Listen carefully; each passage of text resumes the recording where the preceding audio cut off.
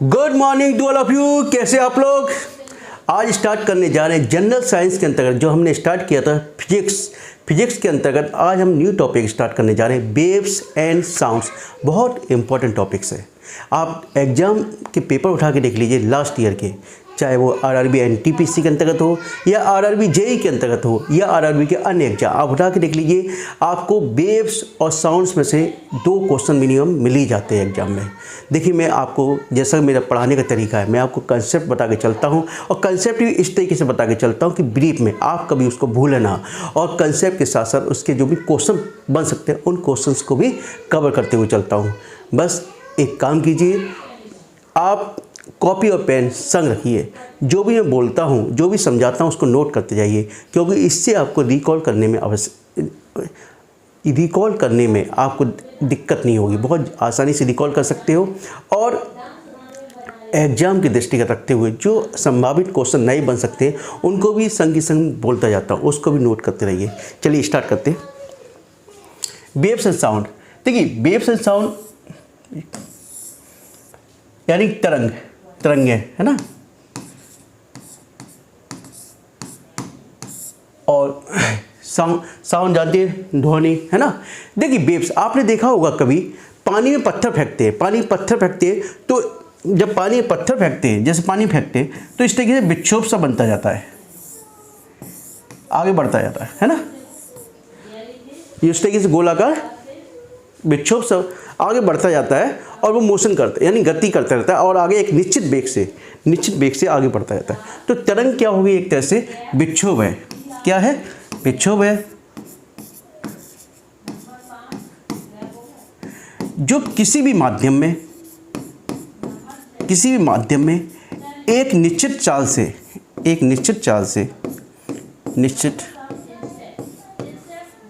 चाल अथवा वेग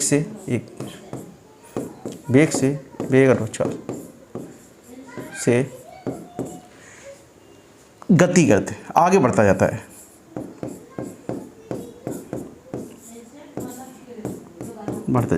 यानी कह सकते हैं, तरंग किसी माध्यम उत्पन्न एक प्रकार का विक्षोभ है जो बिना अपना रूप को परिवर्तित करते हुए आगे बढ़ता जाता है निश्चित वेग से, है ना।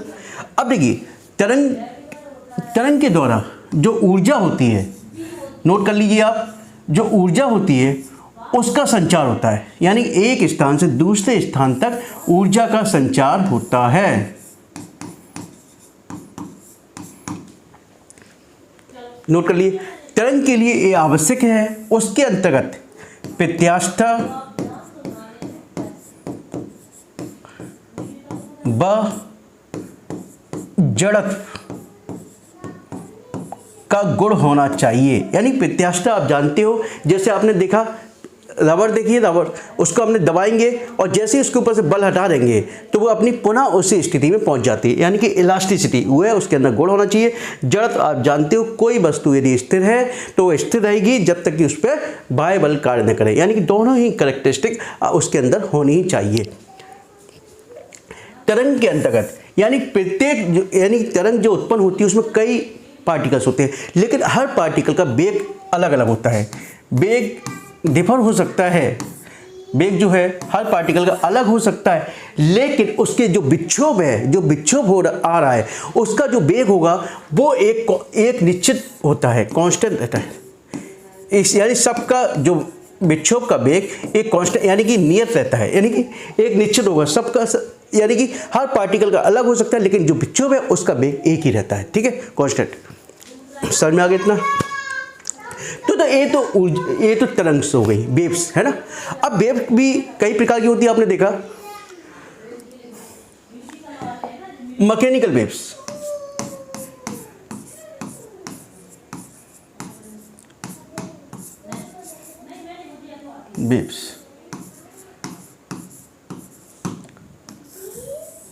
ठीक है। अब यानी कि हिंदी में बोलते हैं यांत्रिक तरंगें,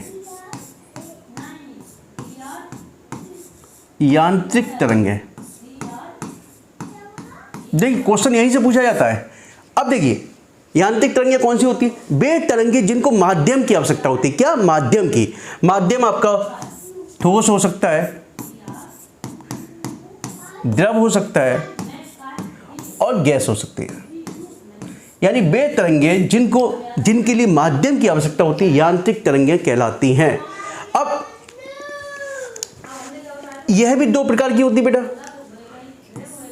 आपने देखिए क्वेश्चन एग्जाम में पूछा जा सकता है किस तरीके से कि यांत्रिक तरंगें होती हैं यानी प्रवाहित होती हैं निर्वात में, ठोस में, या ठोस और लिक्विड में, इस तरीके से क्वेश्चन बनता है वहाँ। अब देखिए ये भी दो प्रकार की होती है, एक होती है अनप्रस्थ, दूसरी होती है अनुदैर्घ्य।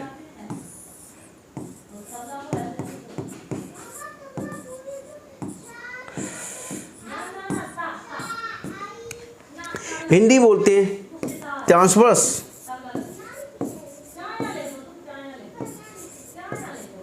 Transverse wave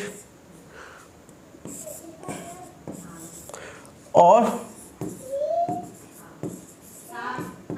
longitudinal.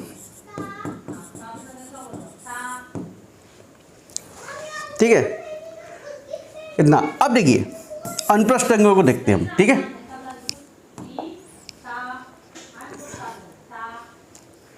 वे तरंगे जिनके कण माध्यम के यानी कि वे तरंगे जिनके संचरण की दिशा माध्यम की दिशा के लंबवत होती है।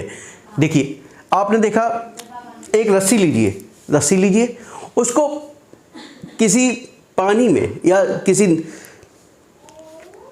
यानी कि नदी के यानी कि माना ये समझ लीजिए इसको, यहाँ जल भरा हुआ है, पानी भरा हुआ है,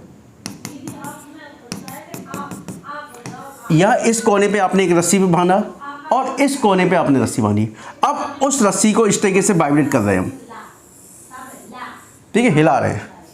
तो लेकिन इसके माध्यम के कण तो यूं जा रहे हैं पैरेलल, लेकिन जो आपकी तरंग उत्पन्न हो रही है उसके पार्टिकल्स उसके कैसे हो रहे हैं मोशन, इसके परपेंडिकुलर। यानी कि जो तरंग की दिशा है वो तो ये है आपकी, लेकिन समझो देखिए ये उसका माध्यम लिक्विड है, लिक्विड के माध्यम की जो गति है वो किस तरीके से, इस तरीके से मोशन कर रहे हैं, है ना। लेकिन तरंग की जो संचरण है उसके पार्टिकल कैसे कर रहे हैं, लंबवत, इसके लंबवत। तो ये आपकी कैसी हो गई, ये आपकी क्या होगी, ट्रांसवर्स वेव,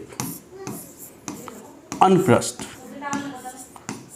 यानी कि वे तरंगे जिनके संचरण की दिशा माध्यम की दिशा के लंबवत होती है। यानी कि वे तरंगे जिनकी कणों के संचरण की दिशा माध्यम के कैसी होती है, परपेंडिकुलर। देखिए माध्यम आपका पैरेलल जा रहे हैं और जी कैसी मोशन कर रही है, परपेंडिकुलर कर रही है। तो ये क्या हो गई आपकी ट्रांसवर्स वेव। अब इसमें भी क्वेश्चन बन जाता है, ट्रांसवर्स वेव जो होती है, अनप्रस्थ तरंगें जो होती हैं, केवल ठोस में और द्रव की ऊपरी सतह पर ही मोशन करती हैं, सतह पर ही गति करती हैं। जैसे आपने जब कभी भी अर्थक्वेक या इंटरनल स्ट्रक्चर ऑफ अर्थ के बारे में स्टडी की होगी तो आपने देखा होगा जो प्राइमरी वेव्स है यानी कि जो प्राइमरी अनप्रस्थ तरंगें हैं वो केवल सॉलिड में ही मोशन कर पाती हैं, जबकि उसकी भीतरी सतह पर वह गायब हो जाती हैं। और जो यदि इसको डिटेल में देखना चाहते हैं तो मैंने एक internal structure of the earth का एक वीडियो बनाया हुआ है, उसमें मैंने बताया है primary waves, secondary waves, longitudinal wave, सारी कंप्लीट एंड सरफेस वेव्स सब कुछ बताया है, आप देख सकते हो उसको। देखिए अब जैसे लाइट वेव है, प्रकाशी तरंगें, ये प्रकाशी तरंगें जो हैं वो आपकी अनप्रस्थ तरंगें हैं, यानी अनप्रस्थ तरंगें। ठीक है, आपसे एग्जाम में पूछा जाता है प्रकाशी तरंगें यानी कि लाइट वेव्स एग्जाम्पल है, तो वह आपको करना पड़ेगा जी किसका एग्जाम्पल है, अनप्रस्थ तरंगों का। ठीक है,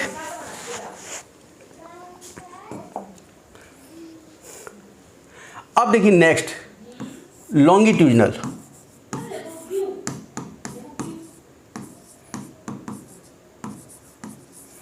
वेव्स। अब देखिए अनुदैर्घ्य तरंगें,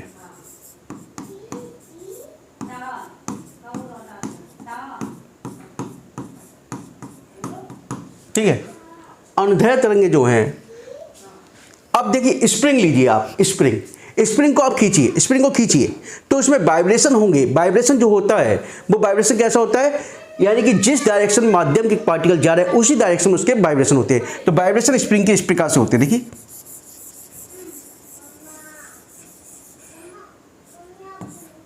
ठीक है। तो उसी के यानी वे तरंगे जिनके माध्यम वे तरंगे जिनके कारण माध्यम की दिशा के अनुदिश या समांतर होते हैं वो क्या कहलाते हैं, अनुदैर्ध्य तरंगे कहलाती हैं। वे तरंगे जिनके कण माध्यम के दिशा के अनुदिश या उसके समांतर संचरण करते हैं वो क्या कहलाते हैं। बस इतना याद रखिए, अपने दिमाग में इतना बैठा लीजिए कि ये आपका समांतर होते हैं इसमें, और उसमें क्या होता है परपेंडिकुलर, लंबवत होते हैं। अब इसमें एग्जाम्पल है आपका भूकंपी तरंगे में आपने देखा वो सेकेंडरी वेव जो है आपकी भूकंपी तरंगे, साउंड वेव्स ये आपकी एग्जाम्पल है किसके, अनुदैर्ध्य तरंगे। या स्प्रिंग वाला एग्जाम्पल लेते हैं वो भी आपका इसी का ही एग्जाम्पल है, ठीक है।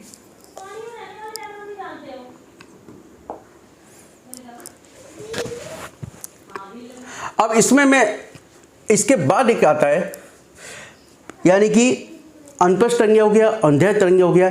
एक होता है इलेक्ट्रो या नॉन मैकेनिकल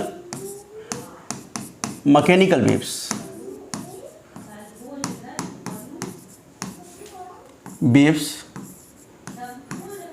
या कह सकते हैं हम नॉन मैकेनिकल वेव्स या इलेक्ट्रोमैग्नेटिक वेव्स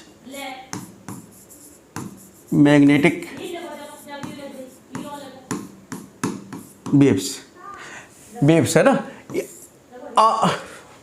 अयांत्रिक या वैद्युत चुंबकीय तरंगे है ना।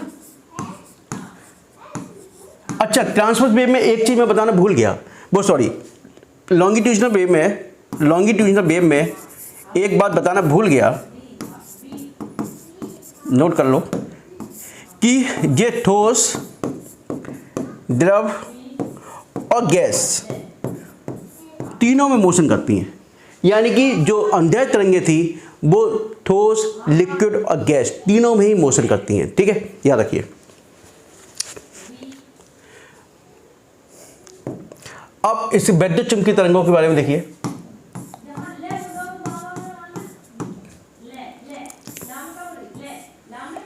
वैद्युत चुंबकीय तरंगे देखिए, वे तरंगे जिनके लिए माध्यम की आवश्यकता नहीं होती, माध्यम की आवश्यकता नहीं होती है, इसमें माध्यम की आवश्यकता नहीं होती। ध्यान रखिए, इसकी जो रेंज है 10⁻⁻14 से लेकर 10⁻⁴ मीटर तक है। इसकी जो रेंज होती है, तरंगदैर्घ्य जो होती है 10⁻⁻14 से लेकर 10⁻⁴ मीटर तक है। अब इसको देखते हैं हम कि हर जो रेंज है उसके आधार पर, एक रेंज के आधार पर इनको अलग अलग उसमें डिवाइड किया गया, जैसे gamma rays, X rays, ultraviolet rays, infrared, short waves, ठीक है, लॉन्ग वेव्स, इसको अलग अलग भागों में डिवाइड किया गया है। हर उसका स्टडी करते हैं। देखिए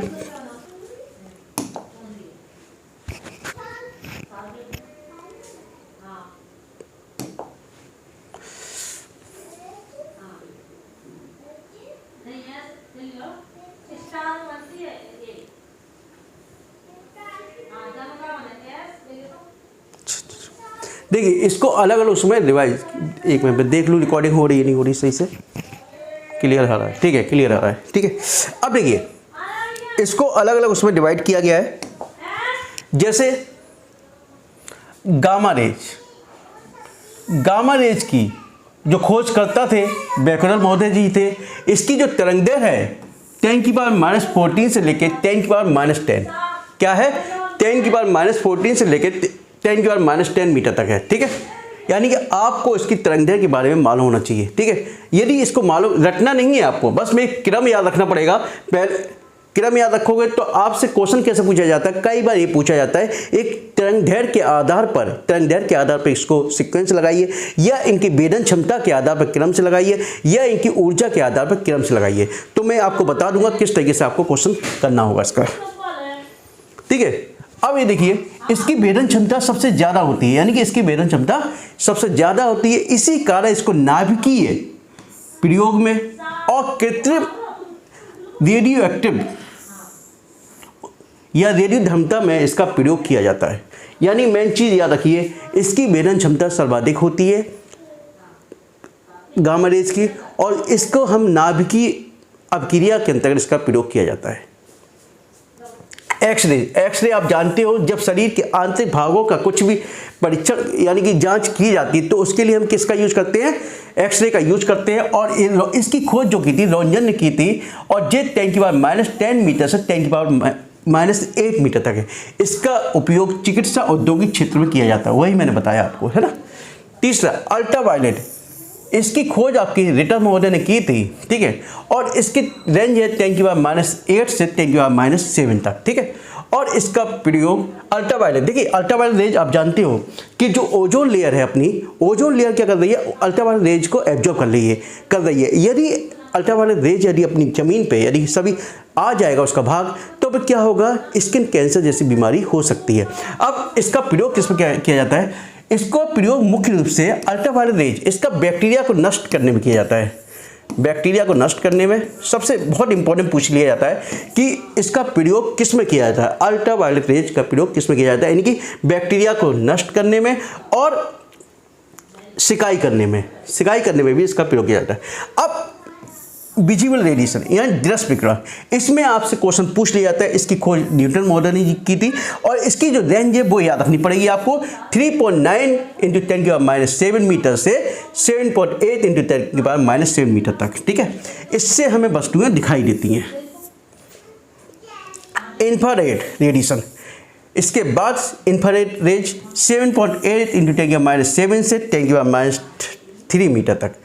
ये आप देखिए इंफ्रारेड है, इसका प्रयोग हम लोग टीवी के रिमोट कंट्रोल में करते हैं। किस में करते हैं, टीवी के रिमोट कंट्रोल में। कई बार स्टूडेंट कंफ्यूज हो जाते हैं कि उसमें धोखा खा जाते हैं कि रिमोट कंट्रोल में कई बार उसको लॉन्ग वेव्स या शॉर्ट वेव्स टिक लगा देते हैं, जबकि इसका इंफ्रारेड रेडिएशंस का प्रयोग होता है रिमोट कंट्रोल, टीवी के रिमोट जो कंट्रोल होता है उसमें, ठीक है। फोटो, यहाँ तक कि फोटोग्राफी में इसका प्रयोग करते हैं, रोगियों की सिकाई में भी इसका प्रयोग करते हैं। अब लघु तरंगें यानी शॉर्ट रेडियो वेव्स, इसकी जो खोज की थी हेनरिक हर्ट्ज महोदय ने की थी, 10⁻³ मीटर से 1 मीटर तक है। इसका प्रयोग रेडियो, टेलीविजन एवं टेलीफोन में होता है। लॉन्ग रेडियो वेव्स नेक्स्ट बहुत ज़्यादा इंपॉर्टेंट है, मार्कोनी में 10⁻6 से लेकर 10⁻4 मीटर तक। इसका प्रयोग, तरंगों का प्रयोग रेडियो एवं टेलीविजन में होता है, दोनों का ही होता है। लेकिन अब इसमें देखो आप क्या याद रखो, पहले सबसे अधिक वेदन क्षमता किसकी, गामा की, उसके बाद वेदन क्षमता किसकी, एक्स रेज की, उसके बाद आपकी परावैंगनी अल्ट्रावायलेट की, ठीक है। अल्ट्रावायलेट के बाद इंफ्रारेड आएगी, विजिबल आएगी, फिर इंफ्रारेड, फिर आपकी शॉर्ट वेव्स, फिर लॉन्ग वेव्स। यानी कि लॉन्ग वेव्स यानी कि पॉजिटिव में आ गया, देखो इसलिए लॉन्ग वेव्स हो गई 10⁻4 मीटर। ये सब माइनस में चल रहा है यहाँ पर, ठीक है, यहाँ तक पूरा माइनस में चला, यहाँ भी माइनस से लेकर फिर प्लस में चेंज हुआ। तो लॉन्ग जो शॉर्ट वेव्स है 10⁻³ मीटर से 1 मीटर तक, और ये 1 मीटर से 10⁻4 मीटर तक। इसका आपको एक क्रम याद रखना पड़ेगा। पहले सिंपल से सबसे ज़्यादा वेदन क्षमता किसकी हो गई आपकी, गामा रेज की, गामा से के बाद एक्स रेज, एक्स के बाद अल्ट्रावायलेट, अल्ट्रावायलेट के बाद क्या, विजिबल के बाद क्या है तुम्हारे पास, बताइए, इंफ्रारेड के बाद शॉर्ट वेव्स के बाद लॉन्ग वेव्स, ठीक है। ये आपको एक क्रम याद रखना पड़ेगा। अब देखिए इसमें ये क्वेश्चन बनता है, ये तो आपको तरंगदैर्घ्य के आधार पर पूछ लेगा, ठीक है। अब की रेंज के आधार पर, अब यदि तरंगदैर्घ्य के आधार पर पूछी जाए तो स्टूडेंट गलती ना कर जाना, क्योंकि 10⁻⁻14 है, 10⁻10 है, तो जो 1 मीटर से 10⁻4। देखिए तरंगदैर्घ्य किसकी ज़्यादा हुई, एक तरह से बताइए मुझे, तरंगदैर्घ्य इसकी ज़्यादा हुई, क्यों, जो नेगेटिव में है जो पॉजिटिव में। याद रखिए स्टूडेंट गलती मत कर जाना, ठीक है। वेदन क्षमता के आधार पर पूछी जाएगी तो आपको गामा रेज लेनी पड़ेगी, लेकिन तरंगदैर्घ्य सबसे ज़्यादा इसकी है, किसकी, दीर्घ तरंगों की, तभी इसका नाम डी तरंग, क्यों, पॉजिटिव में है। ठीक है, अब एनर्जी की बात की जाए, या इसी में मैं बता देता हूँ, आपसे पूछा जाता है कि एनर्जी सर्वाधिक किसकी है, एनर्जी है ना, एनर्जी सबसे, यानी ऊर्जा सबसे ज़्यादा किसकी है, ऊर्जा सबसे ज़्यादा किसकी, E बराबर SC/λ। ठीक है, E बराबर SC/λ। तो आप SC से मुझे कोई मतलब नहीं है, केवल लैम्डा से मतलब लगाओ, E बराबर 1/λ, है ना। अब देखिए लैम्डा जे नीचे कर दूंगा यानी तरंग की वैल्यू, ठीक है, तो जे वैल्यू ऊपर आ जाएगी, तो यानी कि जिसकी बेलन क्षमता ज़्यादा है उसकी एनर्जी भी सबसे ज़्यादा है। याद रखिए, जिसकी बेलन क्षमता ज़्यादा है उसकी एनर्जी भी आपको ज़्यादा होगी, क्योंकि ये नीचे आ जाएगा 10⁻⁴, तो ऊपर जाकर 10⁻⁴ हो जाएगा, तो इसकी रेंज ज़्यादा हो जाएगी। तो तरंग जिसकी बेलन क्षमता ज़्यादा है उसकी एनर्जी भी ज़्यादा होगी, याद रखिए। तो इसलिए कन्फ्यूज मत होना इस टाइप के क्वेश्चन में। चलिए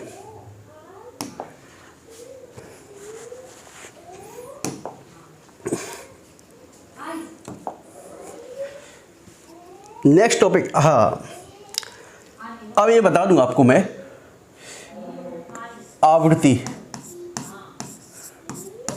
है ना, आवर्तकाल,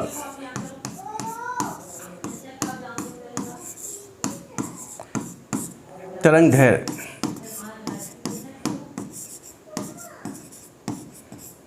ठीक है। तो ये आपको कंसेप्ट क्लियर होना चाहिए, ठीक है। देखिए आपने देखा कि जब आपके अनुप्रस्थ तरंगें गति कर रही थी, तो इस तरीके से एक साइकिल आपकी टी समय में पूरी हो रही थी, किसमें, टी समय में पूरी हो रही है ना। अब दूसरी साइकिल इस तरीके से, आपकी एक साइकिल यहां से चली और फिर यहां पे कंप्लीट हो गई, कहां पर, यहां पर, ठीक है। तो एक साइकिल को पूरा करने में जो समय लगता है वो क्या कहलाता है, टी कहलाता है। यानी कि एक साइकिल को किसी भी पार्टिकल के द्वारा, है ना, एक कंपन अथवा एक साइकिल को कंप्लीट करने में जितना समय लगता है वो उसका आवर्तकाल कहलाता है, ठीक है। याद रखिए, इसको टी से रिप्रेजेंट करते हैं, टी से, ठीक है। अब देखिए ये मोशन कर रही है, अब इसके जो ऊपरी भाग है इसको, है ना, इसको हम शीर्ष बोलते हैं, क्या बोलते हैं, शीर्ष। और जो नीचे डाउन गई इसको बोलते हैं गर्त, इंग्लिश में बोलते हैं क्रेस्ट, और यहां पे बोलते हैं तिलक, ठीक है। अब देखिए इतना आ गया। अब एक साइकिल आपकी यहां से स्टार्ट हुई थी, यहां खत्म हो गई, फिर दूसरी साइकिल चली, ठीक है। एक साइकिल को जो कंप्लीट करने में जितना समय लगेगा वो आवर्तकाल कहलाएगा। अब आवृत्ति क्या होगी, यानी एक सेकंड में कोई पार्टिकल जितने कंपन करता है या जितनी साइकिल कंप्लीट करता है वह उसकी आवृत्ति कहलाती है। इसको एन से रिप्रेजेंट करते हैं, यानी कि एक कंपन करने में लगा जो समय क्या कहलाता है, आवर्तकाल। अब यानी कि अब एक सेकंड में जितने कंपन करता है वह उसका आवर्तकाल कहलाता है, वो सॉरी फ्रीक्वेंसी कहलाती है। अब देखिए यहां से यहां तक टी समय, अब एन, और टी और एन के मध्य में रिलेशन होता है टी बराबर 1/n, यानी आवर्तकाल बराबर 1 फ्रीक्वेंसी या आवृत्ति। इसको बोलते हैं फ्रीक्वेंसी, इसको टाइम पीरियड, इसको वेवलेंथ, ठीक है। अब टी बराबर 1/n, ठीक है, इतना आ गया।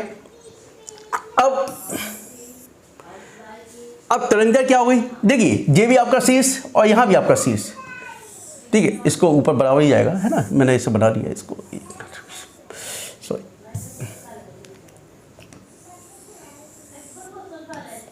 अब इन दोनों के मध्य की, यानी शीर्ष से लेके शीर्ष तक की बीच की दूरी लैम्डा कहलाती है। इसको लैम्डा से रिप्रेजेंट करते हैं, तरंग दैर्घ्य को लैम्डा से रिप्रेजेंट करते हैं। यानी किन्हीं भी दो क्रेस्ट के मध्य की दूरी या किन्हीं भी दो समान कला के मध्य की दूरी तरंग दैर्घ्य कहलाती है। इसी प्रकार से नीचे गर्त के मध्य ये दूरी डिस्टेंस क्या कहलाती है, लैम्डा कहलाती है। अब इसमें जो रिलेशन है v बराबर एन लैम्डा, याद रखिए जे v बराबर एन लैम्डा रिलेशन होता है, जहां चाल है किसी पार्टिकल की, एन उसकी फ्रीक्वेंसी है, लैम्डा उसकी वेवलेंथ है, ठीक है।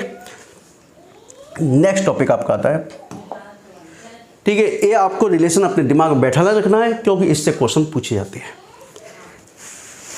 ठीक है, साउंड,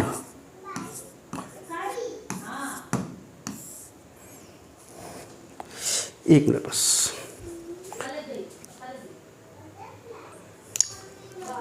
देखिए साउंड एक्चुअली मेरे को थोड़ा देखना होता है रिकॉर्डिंग हो रही है नहीं हो रही प्रॉपर्ली, है ना। तो साउंड वेव्स है ना टॉपिक है, पूरा साउंड वेव्स ले लेता हूँ मैं, यानी ध्वनि तरंगे, है ना।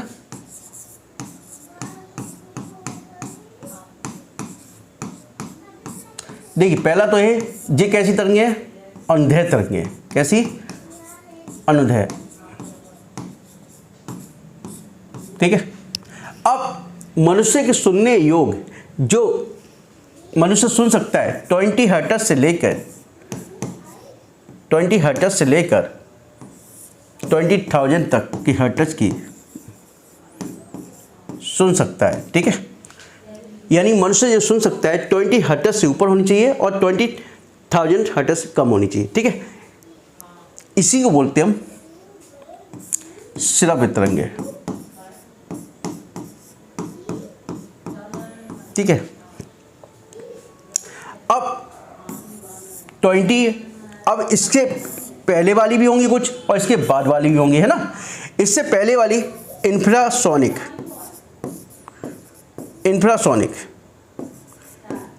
वेव्स। ठीक है, अब इंफ्रासोनिक वेव्स इनको मनुष्य नहीं सुन पाता, इनको आसानी से मनुष्य सुन नहीं पाता। अब इनको सुनने के लिए एक कुछ ना कुछ अलग से रिसोर्सेज का प्रयोग किया, इंस्ट्रूमेंट का प्रयोग किया जाता है, जिससे कि उसको 20 हर्ट्ज से कम साउंड वाली वो रेंज वाली वेव्स को सुन सके। और 20,000 से ऊपर वाली ये वेव्स, इनसे जो ऊपर होती है उसको बोलते हैं अल्ट्रासोनिक वेव्स। आपने देखा होगा अल्ट्रासोनिक वेव्स, इसको देखा होगा आपने, कैट, डॉग, बैट, ठीक है, यानी चमगादड़, बिल्ली, कुत्ते, यानी इस प्रकार की साउंड को ये बड़ी आसानी से सुन लेते हैं। तभी कई बार आपने देखा होगा कि रात्रि में कुत्ते रोते हैं। ठीक है, और यानी चमगादड़ की तो कहते हैं आंखें भी नहीं होती हैं, वो केवल किसके आधार पर चलता है, पराश्रव्य यानी कि अल्ट्रासोनिक वेव्स के आधार पर ही गति करता है। तो याद रखिए, यानी इंफ्रासोनिक वेव्स कौन सी है, 20 हर्ट्ज से कम, इसको सुनने के लिए अलग से कुछ ना कुछ इंस्ट्रूमेंट के प्रयोग करना पड़ता है। जबकि अल्ट्रासोनिक वेव्स कौन सी है, जिनकी रेंज 20,000 हर्ट्ज से ज़्यादा होती है। ठीक है, ठीक है, नेक्स्ट। अब देखिए अल्ट्रासोनिक वेव्स का प्रयोग, अल्ट्रासोनिक वेव्स का एप्लीकेशन है ना। अब देखिए जब इसकी रेंज ज़्यादा है ना, तो इसको सिग्नल को भेजने के लिए, यानी संकेत को भेजने के लिए, संकेतों को भेजने के लिए, संकेत या सिग्नल को भेजने के लिए। दूसरा, यदि किसी व्यक्ति के मस्तिष्क में ट्यूमर है, क्या है, ट्यूमर है, तो ट्यूमर का पता लगाने के लिए,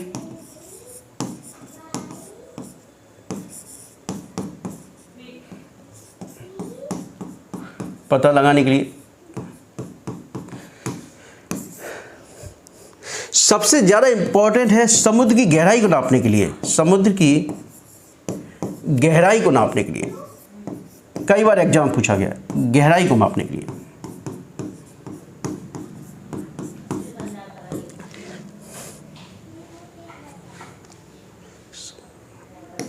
इसका प्रयोग गठिया रोग में भी किया जाता है।